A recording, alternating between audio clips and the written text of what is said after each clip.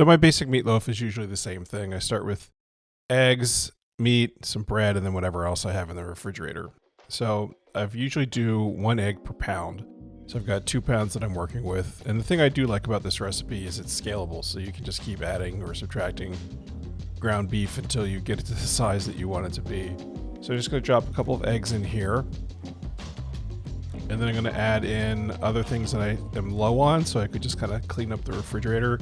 So I'm going to put in about a teaspoon and a half of Worcestershire sauce.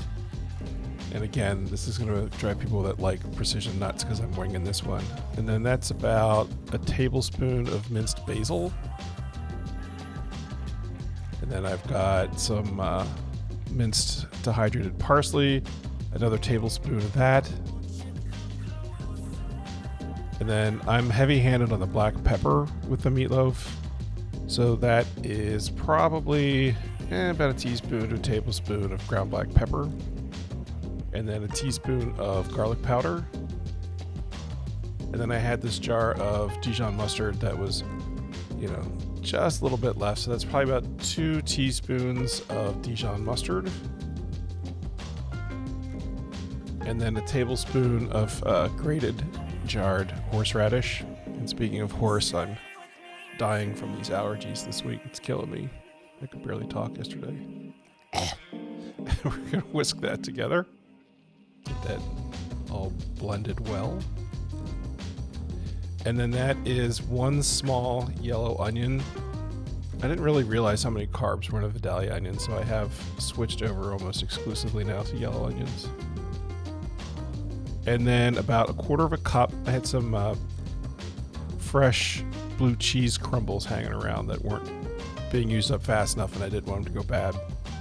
So I thought that would be interesting with the meatloaf, and it was really good. And then 1/4 cup of Pecorino Romano, and you could use grated or you could use shredded, doesn't matter. I think the grated would blend in better, to be honest, but I like it looking kind of rough. So just stir that together. And that's the Arnold Keto bread, and you're just going to break that into little bits. And then mix that in as well. And that just helps absorb the fat from the meatloaf. So you end up with a really satiating meatloaf from this. And I'm using the 80/20 ground beef in this recipe. And you'll see up there to the right, I've got a rack, and I bake it on the rack to help the fat, kind of get out of your way. And you're just going to break apart the ground beef, mix that together nice and well. And then here's it's a rimmed baking sheet with some parchment paper folded underneath to help collect the fat, so that you can just kind of, once it cools, peel it off and throw it in the trash. And then the grate sits on top, and you just want to form it into a nice loaf of a uniform thickness. See how it's nice and thick and the same? And then that way it'll cook at an even rate.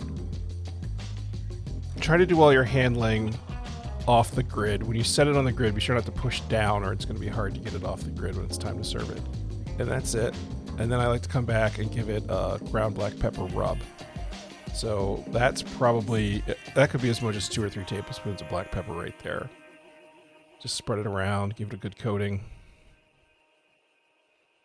And then there you go. It's going to go in the oven at 350 degrees for about 90 minutes until it's 165.